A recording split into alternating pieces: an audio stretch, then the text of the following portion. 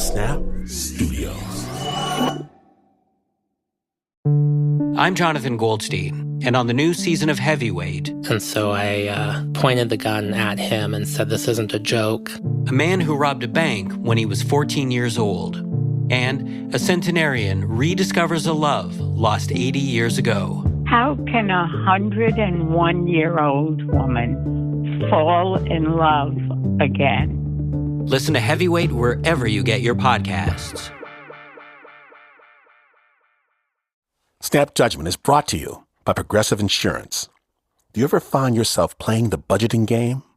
Well, with the Name Your Price tool from Progressive, you can find options that fit your budget and potentially lower your bills. Try it at Progressive.com.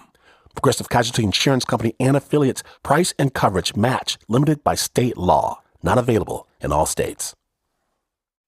I'll bet my resolution this year was yours too. Cook real food, but you got to mix it up. And that's where Whole Foods Market comes in. It was cold outside, so I took myself to Mexico with 365 brand rice, salsas, even crema. Yes, they've got the fresh cilantro, the limes, the refried beans, tortillas, even plant-based chorizo for the vegetarians, plus whatever you need to wash it all down. Save on regional flavors at Whole Foods Market. Okay, so I live smack dab in the middle of the broosphere. Bros everywhere. Bros skipping leg day. Bros that know a guy who knows a guy who saw Elon Musk at one time. Bros who will tell you seriously at the end of the night that they are not like the other bros. See, but come on, it is just too Joe Rogan to call somebody a bro. Can it possibly be there is more to bro culture than meets the eye? Truthfully, no, there is not. But today on Snap Judgment, we're going to have a good time making fun of them anyway. Snap Judgment proudly presents Bros Being Bros. My name is Lynn Washington, and let me tell you, for my no-carb, keto-stacked protein powder supplement regime, because I do my own research when you're listening to Snap Judgment.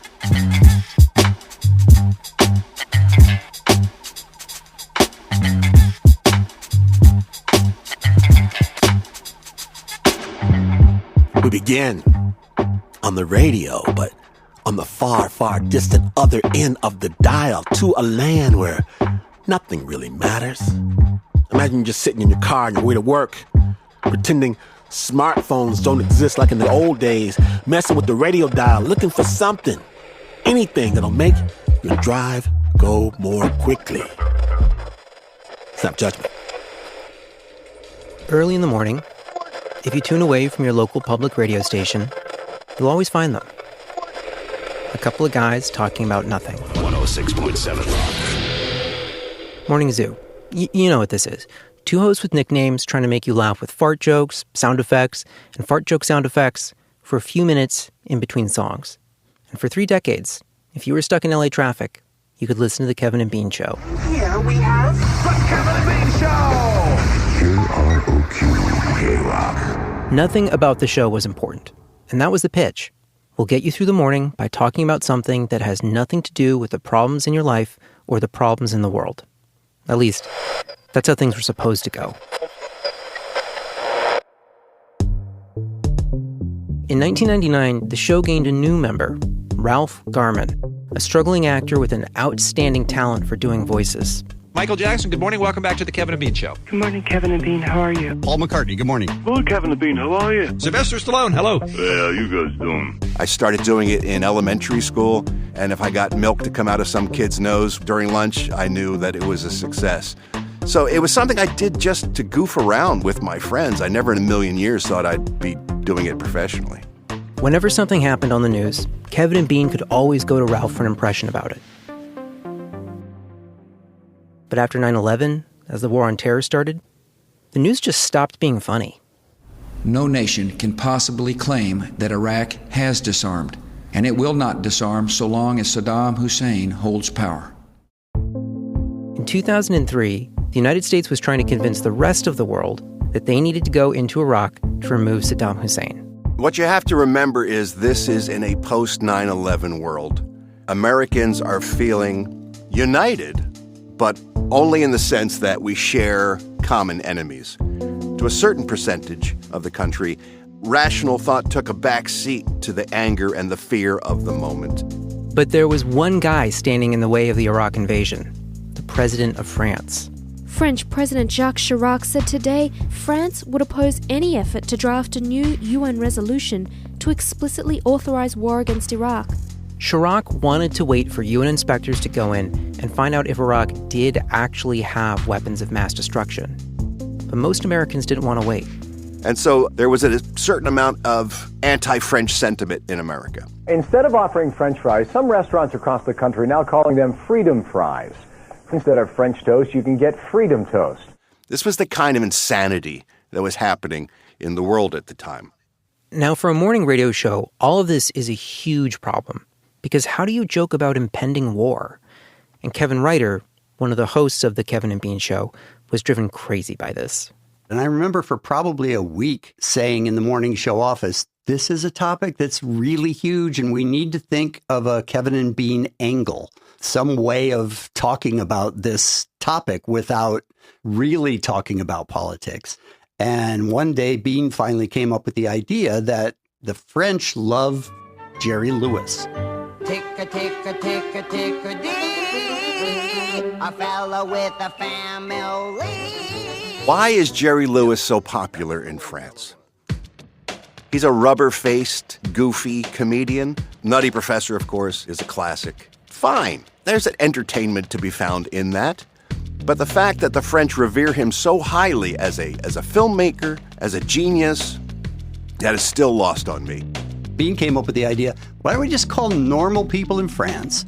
And Ralph would do a funny Jerry Lewis and ask them what their opinion is and try to sway them over to our side. Which was, we should go in with full force and stop Saddam Hussein. That was kind of our ridiculous idea. It was stupid and a waste of time. It was perfect. The morning of the call started like every other day on the Kevin and Bean Show. They rolled into the studio at 4:30 a.m. and went live at 6. Dairy farmer hours. Our producer, Lightning, he went on Google and found a bunch of random phone numbers. I was standing behind the control board. No different than any other of the hundreds of thousands of bits we did over the years. Jerry Lewis, welcome to the studios. Hello, Kevin and Bean. How are you fellas doing this morning? Good. Thank you for stopping by. Now, a lot of people maybe wonder, for some reason, you're freakishly popular in the country of France. They worship you. The French do love me, and I can't for the life of me explain why. Perhaps they know that I have a giant head, and they could make me the world's biggest beret. I'm not, blowing my own horn here, but my Jerry Lewis is pretty good. Let's call friends today, and we will say hello to them. All right, Jerry. Now, whether or not this idea worked, whether anyone in France would even believe they were speaking to Jerry Lewis, wasn't that important. We realized early on, thank God, that mistakes are funnier than success. And that permeated the entire show to the point where often failure was the point of the comedy. Hello, is Martine there, please?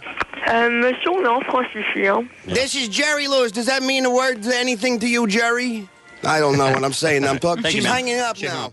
We hit a couple phone calls, tried to make it as funny as possible from my end, and it went pretty much as expected to varying degrees of success. Hello? Hello? Hello, is Albert Caroline there, please? Yes, it's Caroline speaking. Caroline, this is Jerry Lewis. Do you know Jerry Lewis over there? Hello, Caroline. Yes. Do you know my work over there, Jerry Lewis? Of course, I know your name. Thank you very much. I'm glad to know that. Listen, Caroline, I'm making some phone calls because we're having some problems here in the United States, with this whole war thing. Yeah, I know. So I'm wondering if maybe we can find some way to come together, the United States people and the French people, and agree that we have to stop this craziness madman from the and the blowing up with the things. Of course, we have to stop that. Oh, Caroline, thank you so much. That means so much to me, more than my kids walking or anything. What you said right there makes me happy. So, Bye-bye. Bye-bye from Jerry Lewis. All right. Let's go back to the tote board. Jerry, how many Frenchmen have we turned over to the American way of looking at the war so far All this right, morning? show me how many people Frenchman goes. Show me now. 1. We have one person we called who said, but she's on side now with us so we can bomb. Eventually, it was time to end the segment. It had gone okay, but they had an idea for how they could really put an exclamation mark on the bit. Which was we would call the presidential palace to try to talk to President Jacques Chirac. All right, here's what we have to do. We have to take a break. I just got handed the number of the office of the president, Jacques Chirac. Jacques Chirac. Oh, okay. We'll take a quick break. We'll come back and call the president of France. Calling the president of France. They weren't going to get through, of course. That was the point. We thought, operator answers, Ralph is funny, they hang up. The end, we move on and do something else. Let's go right to the man who calls all the shots. The big French cheese. It's the office of the president. Mr. Jacques Chirac. He's a surrender cheese monkey, isn't he? Or He whatever is, they- yeah. Yes, he is. I wouldn't be surprised if he takes Mr. Lewis's call, to tell you the truth, with knowing how revered Jerry Lewis is. Take in the my country of call, France. please. Hi. That'd be It's an old joke from back when. Hello, is the president? Bonjour. Monsieur Chirac, President, Mr. Chirac, please. C'est de la part. I remember a response, I believe that was in French, which I didn't quite catch. Parlez-vous English at all, sir? Does anyone speak English there? Hello? Hello? We've been transferred to the president. The next voice you hear. Wouldn't that be Jacques unbelievable? Chirac. International incident ensues. I remember a lot of clicks and sort of telephony kind of noises going on the other end. Somebody else picked up the phone. Hello? Hello, this is Hello? This is Jerry Lewis looking to speak to President Chirac, please. Oh, who are you? Jerry Lewis, are you familiar? Jerry Lewis, I'm a performer from the United States of America. Can you send me a fax? Yes. Send you a fax. Now this is Jerry Lewis. Jerry Lewis, the filmmaker, American from United States. Ne quittez pas, je vous prie. Hold on, please. I do distinctly remember a click and the line going dead. Did she hang up on us? I think she hung up. Well, that is not the treatment that we expect when we call the president of France. I don't care how many awards, how much they love me, and how much love they give. And so that was it. That was our payoff, the hang-up that we were all expecting. It wasn't great, but it was fine. It was topical. It was fine. So we need to move on right away because Chris Rock is there. So I say, all right, Chris Rock is coming up next. And we started playing some commercials. And Bean said, you guys hear something? And then I looked physically down at the phone bank and it was still lit. Kevin assumed that the line was disconnected, so he didn't hang up on our end. Mr. Lewis, please hold for the president. What happened next, there was no time to think about. It was just happening. Ralph, as Jerry stepped up to the microphone and... Mr. Jerry Lewis? Jerry Lewis, the actor, is here. Hello, Jerry Lewis here from America, United States. Hold on, thank you. Oh, my God. It sort of sounded like there was a stomping, like... She's apparently putting up shelving. This is officially scary right now. Jerry Lewis, you still with us? I'm here. I'm just waiting for someone to say something. Hello? Nice French lady. Hello? Hello, nice French lady. How are you? Still Jerry Lewis holding here. Is that Jerry Lewis? Who are you calling from? I'm calling from Los Angeles, California, baby. Okay, I pass it to the president. He is just right now here. Oh, thank you. Hold on one second. It was not possible that she was there with the president of France. It would have been unbelievable if that happened. And then that happened. Hello? President Chirac. Jacques Chirac speaking. President Jerry Lewis here from the United States of America. Can I be sure that you are Jerry Lewis speaking? I don't know how I can make you not sure, sir. What can I do for you to make you think that it's me? No, I recognize your voice. Oh, excellent, then. No doubt about that. Thank you so much, sir. That's when the fear kicked in. And I remember us both almost going to the bathroom all over ourselves. Like, are we going to get fired for this?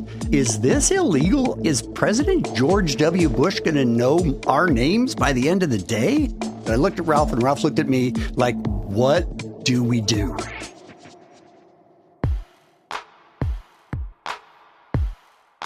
When we return, will Frank be able to pull off the ultimate prank and convince the president of France that he is none other than the American comedian Jerry Lewis? Stay tuned. I recall vividly having deposited my check all happy, thinking I got some money, only to check the balance to find my hard-earned cash sucked away into ridiculous bank fees. What? I always could have told that me, hey, listen, Chime is changing the way people bank. Fee-free and smarter banking built for you. Not like these old-school banks charging you for overdraft fees and monthly fees and the fees on the fees. Chime isn't just another banking app. They unlock smarter banking for everyday people. And now they've got the Chime Card, the new way to build credit history with your own money and get rewarded every single day. Chime is not just smarter banking, it's the most rewarding way to bank. Join the millions who are already banking fee-free today. Head to chime.com/snap. That's chime.com/snap. It just takes a few minutes to sign up, and Snap Judgment listeners can earn up to an extra $350. Chime is a financial technology company, not a bank. Banking services and the secured Chime Visa credit card are provided by the Bancorp Bank N.A. or Stride Bank N.A. Optional services and products may have fees or charges. See chime.com/feesinfo. Terms apply. Limited time only. Must open the new account and complete qualifying activities to earn rewards. Advertised annual percentage yield with Chime Plus status only. Otherwise, 1% APY applies. No minimum balance required. Chime Card on-time payment history may have a positive impact on your credit score. Results may vary. See chime.com for details and applicable terms. Every idea starts with a problem. Warby Parker's was simple. Glasses are too expensive. So they set out to change that. By designing glasses in-house and selling directly to customers, they're able to offer prescription eyewear that's expertly crafted and unexpectedly affordable. Warby Parker glasses are made from premium materials like impact-resistant polycarbonate and custom acetate. And they start at just $95, including prescription lenses. Get glasses made from the good stuff. Stop by a Warby Parker store near you.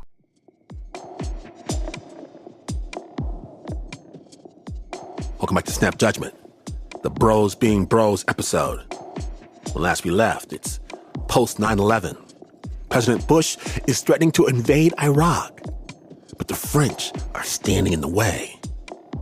On one raucous morning show, the Kevin and Bean Show, they decide to tackle the news. They get their very own Ralph Garman, impersonator extraordinaire, to pretend to be the American comedian Jerry Lewis. The plan is to call random French people and convince them to take America's side. It all goes as planned until they call the office of the president of France, and somehow, some way, they get through. Mr. President, I'm just concerned with the differences between our countries right now going on. Yes, I'm concerned also. Obviously, you know, this man has to be dealt with, this Saddam Hussein.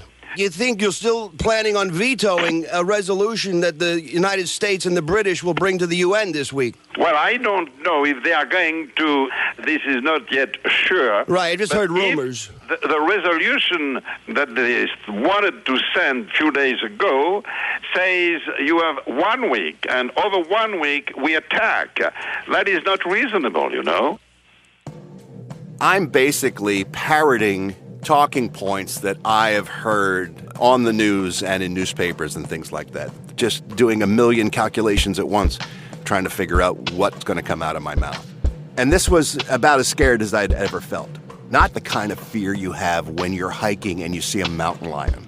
The fear that I'm talking about is a performer's fear. Physically, the fear is somewhere deep down inside, and there's a separate part of you where you keep that.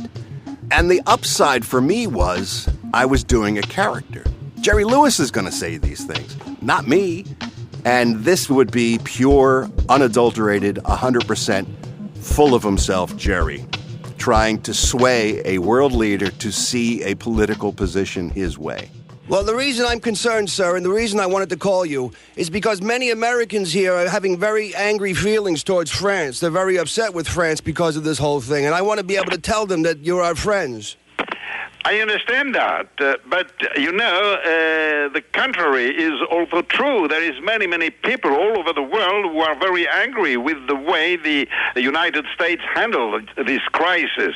I remember thinking, how can I present this without trapping myself in a corner? Real tightrope thing. I was lucky in that he was more than happy to do most of the talking. War is always a bad solution for problems when it is possible to find other solution. Over and over again, he reiterated how much he didn't want any bloodshed. He didn't want young men to die. And I was taken by that because it all felt very sincere to me. This is the case. Through the inspectors, we can rise to our common objective, which is to disarm Iraq. I understand, sir, completely, but I think we're afraid if someone doesn't stop this crazy, he's going to blow everybody up. Which will be too late. He'll have bombs of mass destruction and be killing people. I share completely your point of view about Saddam, of course, without any reserve. But there is a great number of people all over the world who are very sorry about the will of war of the United States. And the United States, they have to be careful, because if they have all the people against them, it's no good for the equilibrium of the world. I've got a million things going on in my mind, but there's a part of me who's listening to him. Part of me going, yeah, that makes total sense. And I think he started to sway Jerry Lewis a little bit. France means so much to me, and you've been so kind and goodness to me. And I just want us to be able to work together and solve this problem. And it's true. Nobody wants war. Nobody wants people to die. Maybe I could have pressed a little harder if I was going to be true to the character, but I just remember liking him enormously and finding it harder and harder to stand up against him. And I want to tell you that I will try to convey your sentiments and your feelings to the people of the United States the best that I can. And I want also to go in that way. We don't want to have any problem with the United States, of course. And this could have been the politician in him, but he seemed so genuinely concerned about the relationship between France and America. I thank you very much, but you must understand one thing. Yes, sir. That France and I, we are and we shall be always the friends of America, even if we have two different views on this problem. I hope that will always be the case, sir. At the end of the conversation, as I knew it was time to wrap things up, I was talking about getting together with him. Next time I'm in France, perhaps we can get together and visit a little bit.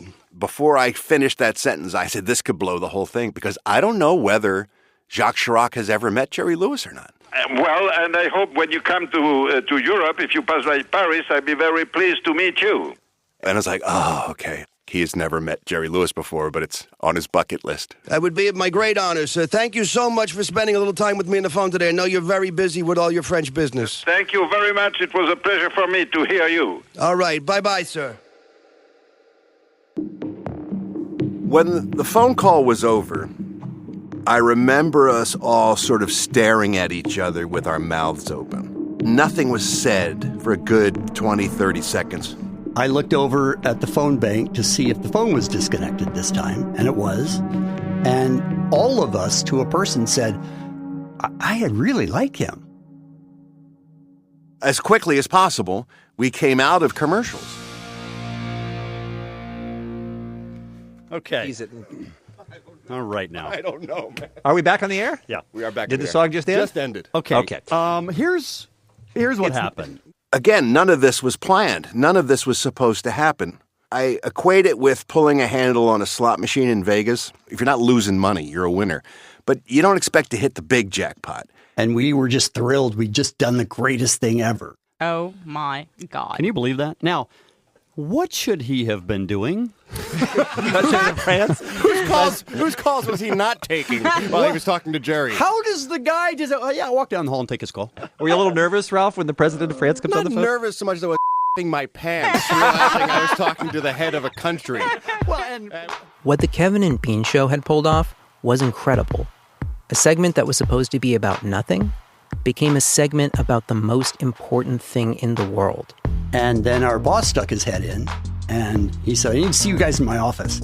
So we were walking down the hallway, and I thought, what's going on? Got into his office, closed the door, And so we closed the door. He goes, "What are you thinking calling a foreign president?" And I said, we weren't calling a foreign president. We were sort of pranking their operator. We didn't have a hotline to President Jacques Chirac. And he was outraged. They could sue us, and Jerry Lewis could sue us, and this is the dumbest thing you guys have ever done. We had told people on the air that we were going to play it early the next morning so they could hear it. But he said, "I've talked to our lawyers. You can't replay that. You can't say yesterday when we called, we actually got a hold of the president of France." We weren't going to be able to share with our audience one of the great moments ever on this radio show. And I started to worry about whether I was going to lose my job. If there needed to be a sacrificial lamb in this scenario, it was probably going to be me. They got to play that call on the air once before management came down. But it still made international news. And Jerry Lewis publicly threatened to sue the station. So they had to go back on the air and pretend like nothing had happened. But behind the scenes, lawyers were grilling Kevin and Bean and Ralph for hours. And if you listen to the show then, it was obvious that something was off because they kept mentioning that they were in trouble without saying exactly what it was. Thank you to the listeners who have been fantastic with their support. The emails have been The amazing. people who have been writing and saying, "Look, I don't know what's going on, but I know you guys are in a lot of trouble, but I want you to know that I'll be really pissed if you get fired because I love your show." That means so much to us. I know that we joke a lot, but the three of us have never wanted to work here less than we did this week. I swear to God, and this week. Well, I'm glad so many listeners are supportive because we'll be coming to them for work soon. Yeah. So maybe we'll be doing our show door to door soon. Those of you that have really good jobs available, just keep them us open. in mind. K-Rock. The French government saved our asses by trying to save their own. They would never confirm or deny that that was actually the president on the phone with Jerry Lewis. Can I tell you what the lawyers told me not to say? Jerry Lewis's people called and said, "We have grounds for a lawsuit, but if you pay $50,000 to muscular dystrophy, which is his telethon, we might not sue." So the lawyers told me that this didn't happen, in quotes. That seemed to be the best answer for everybody. This never happened. You're never to speak of it again. We need all the copies of it. They were just going to make it disappear. And I just threw my head back in despair. For the next, 17 years, we would make jokes about it like, yeah, that's about as likely as calling the president of France. And to be fair, Morning Zoo is supposed to be ephemeral. We're just dummies in a room making each other laugh. That's what people needed, is something that was entertaining and not important. Except for that one time when it was. The fact that it was no longer something that we could play for people, that we could be proud of, that was painful. And I didn't know how to process that, how to handle that. Even though they were told not to, members of the show staff saved copies of the interview, which have been circulating ever since. You just heard one of them. Destroying something that good would have hurt too much. And yet, that's the nature of radio. People hear it and then it's gone. You don't have the time for self-pity. Because the next morning you wake up at 4 o'clock and you make the drive and you go into the studio and you have 5 hours of airtime to fill. And so now what? Anyway, back to our regular programming.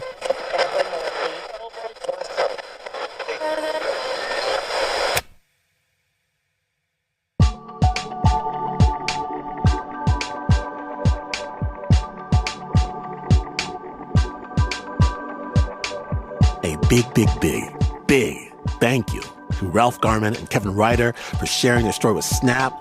Original score for that piece was by Renzo Gorrio. It was edited by Nancy López Anna Sussman. It was produced by Max Jungries.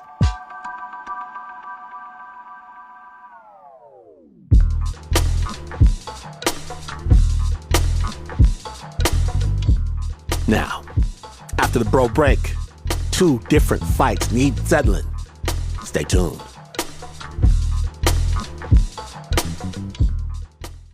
This show is supported by Odoo. When you buy business software from lots of vendors, the costs add up and it gets complicated and confusing. Odoo solves this.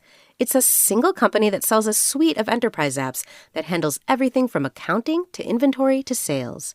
Odoo is all connected on a single platform in a simple and affordable way. You can save money without missing out on the features you need. Check out Odoo at odoo.com. That's odoo.com. You know, recently, I did a closet clear out of all the stuff I never wear because I don't want junk in my life or in my closet. And do you know what made the cut each and every time? Everything I have from Quince. And that's why I think, you don't need a closet full of stuff you never wear. You just need pieces that work, like my sweet Quince flow knit shirt looking great under this Quince leather jacket. Pow! I'm good to go. Me? Pay for fancy markups? For what? Quince works directly with safe, ethical factories and cuts out the middleman. Right now, go to quince.com/snap for free shipping and 365-day returns. That's a full year to wear it and love it. And you will. Now available in Canada, too. Don't keep settling for clothes that don't last. Go to quince.com/snap for free shipping and 365-day returns. Quince.com/snap.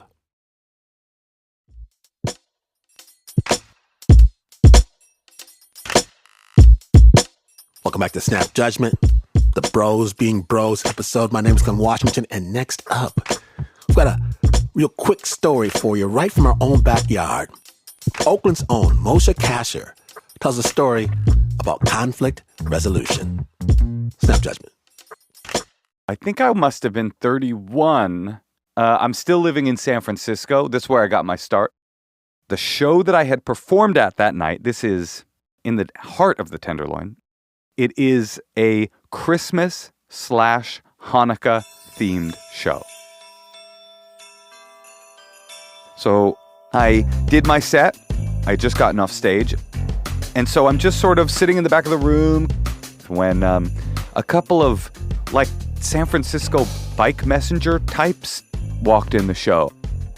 They were yelling at the performers on stage. They were rifling through people's bags. They were obviously very drunk. And I was getting more and more pissed off at the way that they were disrespecting the performers. A heckler is one thing because comedians are trained to deal with a heckler. This isn't heckling. This is just like yelling and disrespecting. That's something I've got a real short fuse for. When these guys decided to leave, I couldn't just let them leave. I should have just let them leave. They were leaving. The crisis was over. But I decided I had to make just a little commentary on the way they'd behaved. And the way that I chose to do that was to physically applaud their departure, just to give them a little clap. We're glad you're leaving. They noticed and they were like, "Are you applauding, you little four-eyed?" Now, I happened to be holding a dreidel in my hand at the time because it was a Christmas/Hanukkah themed show. Not just because Jews have them at the ready at any given moment just in case some fight goes down. So I had the dreidel in my hand and I just threw it at the guy's head. He dodged the dreidel. He's like, "What? Come outside then. Come outside." And I was like, I will come outside. And I walked outside of the room. And we're standing in the foyer just outside of the performance space. And we're hot, yelling at each other. I was like, the way you were acting in there was totally disrespectful. And there was a third guy. And the third guy is friends with the fight guy.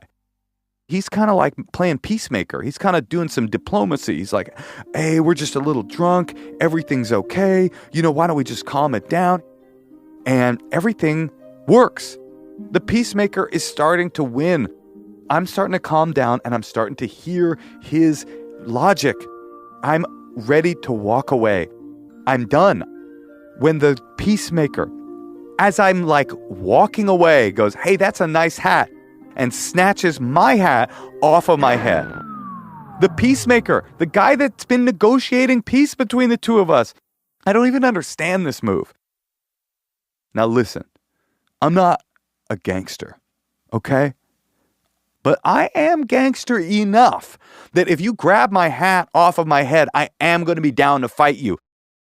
I fought a lot when I was a teenager. I grew up in Oakland, California, Oakland Public Schools, and you had to figure out a way to defend yourself or be trampled. And so inside of me is this little middle schooler who's like thinking he's a badass. So I grab my hat and we start stomping outside of the bar. I'm walking out like filled with adrenaline, not even capable of thinking what's going to happen. We popped out onto the street, I think it was on Leavenworth, and the dude, not the guy that snatched my hat, by the way, the first guy just runs at me and starts throwing punches. I was like, wait, whoa. What about the part where we throw our arms up and talk for 15 minutes about how we want to fight each other? That's not what this guy wanted. He was fighting, and he was fighting now. So we were just scrapping and scrambling and fighting and wrestling. We come off the sidewalk. He pushes me up against this big, I think, van door, and his head goes down like he's trying to grab my waist or trying to get me to the ground, and somehow his head falls into my choke zone, is what I'm calling it. You know, like the triangle of your arm and your forearm and your chest? His head goes in there, and I start to buck up, and his head is almost in a headlock, and I start to reel up and choke the guy. I can feel that it's working, but like in the moment, I was like, oh no, that man is choking. I am going to kill this guy. I don't want to kill a guy. I have to stop it. I let go of the choke zone a little bit, and his head pops out, and I go, are you done? And he looked back at me, and with a conviction I will never forget, he goes, I will never be done. And I go, oh great, I'm fighting a knight. A medieval knight from the round table. He will never be done. I will have to fight him to the death. I'm like, what am I going to do? How am I going to get out of this?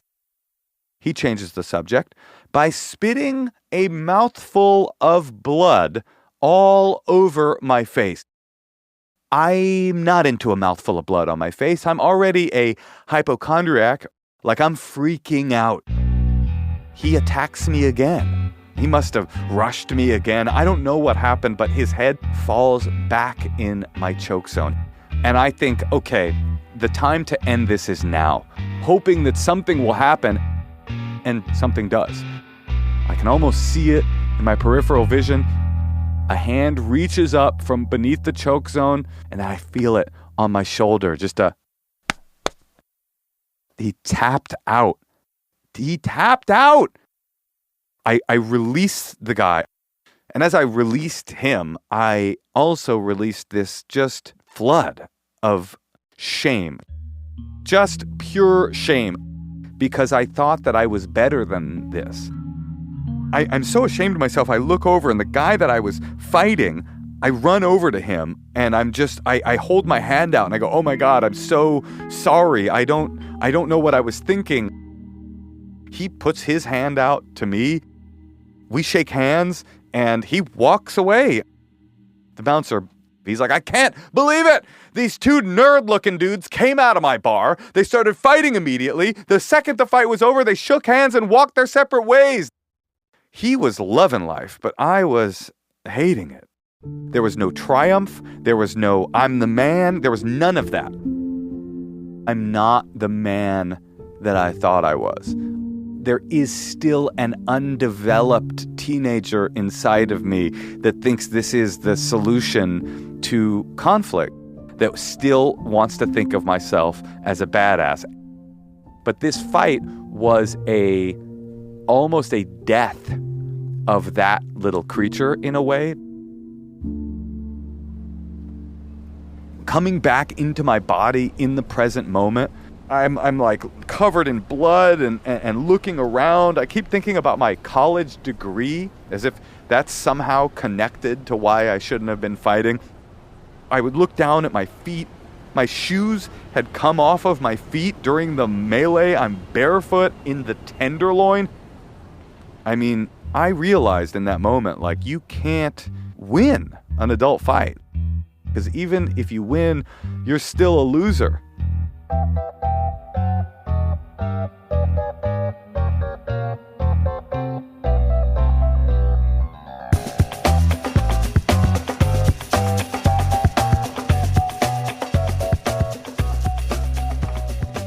Moshe, thank you so much for sharing your story.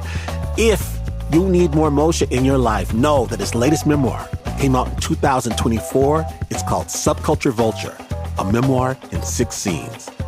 The original score for that piece was by Clay Xavier. It was produced by David Exumé.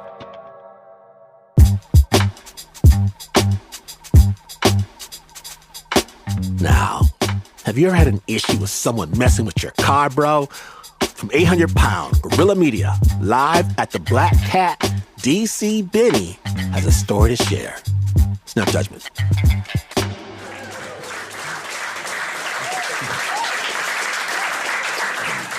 I got into a beef with one of the neighbors, right? This old Italian dude.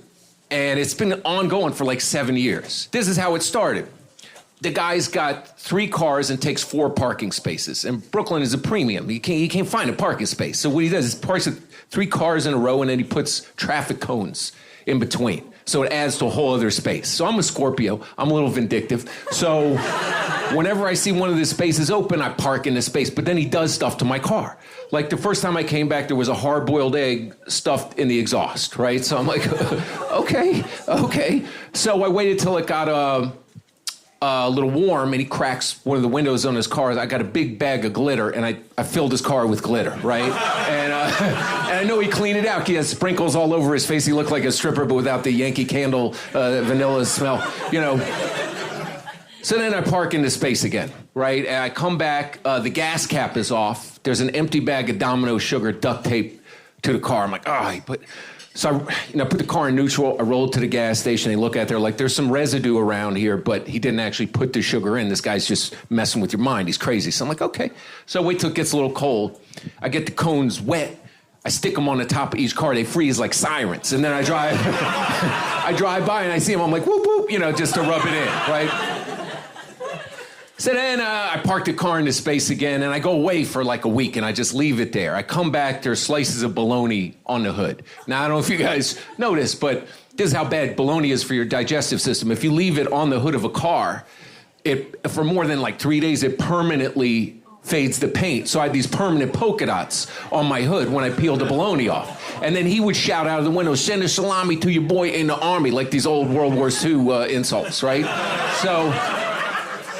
So I'm thinking how I'm going to get this guy back. I'm thinking, how am I going to get this by? It's Christmas time. We live across the street from a church, right? And the church has a giant nativity scene, like life size. This is a couple days after Christmas. The doorbell rings. It's 2 detectives from the hate crime division. And they're like, did you hear anything strange last night that transpired upon the block? I'm like, no, you just didn't hear nothing. You just didn't witness nothing, like somebody may not have belonged on the block. I'm like, no, what happened? Somebody stole the baby Jesus. And in the manger, there was an empty little basket, right? It's very sad. Okay, very sad. So the guy gives me a card. He's like, if you hear anything, give us a call, right? So I kind of forget about it. So it's like a couple nights later, I'm taking out the trash. I'm like, this trash can's kind of heavy. I remember throwing out something so heavy. I open it up. There's this wooden thing in there. I bring it inside. It's like a doll. I'm looking at it. My wife's like, that's the baby Jesus. You got to return it to the church. I'm like, what? And so I'm thinking, I'm the only person in the neighborhood doesn't go to the church. So I'm like, how am I going to, I don't want to be associated with it. Like, they're going to think I had something to do with it. So I'm like, how am I going to create? I'm like, wait a minute. So I get a tomato from the refrigerator. I put it in the baby Jesus' hand, so he's holding it. I put it on the hood of the car. I call the hate crime division. I'm like, yeah, I think I seen this Jesus you guys are looking for. They come in, they see it. The guy's in Florida. He's been on vacation. They tow his car. And, he comes back. I drive by. I see him, I say, honk if you love Jesus. And, so I feel like I won. A couple weeks later, I park in the spot. I come back. My car's totally vandalized. The windshield is cracked. The antenna's broken off. I got 4 flat tires. And my wife's like, that's enough. You lost. This guy's crazy. I'm like, all right, I'll just let it go.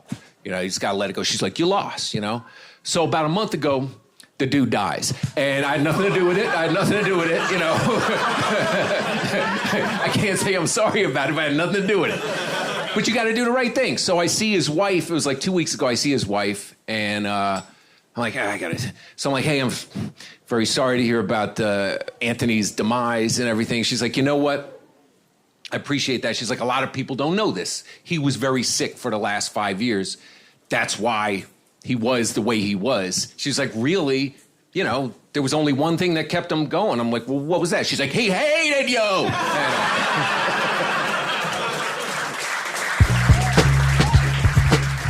Thank you, DC Benny, for sharing this story told live at the Black Cat. Big thanks also to 800-Pound Gorilla Media. We're going to have links to all that is DC Benny in our show notes at snapjudgment.org.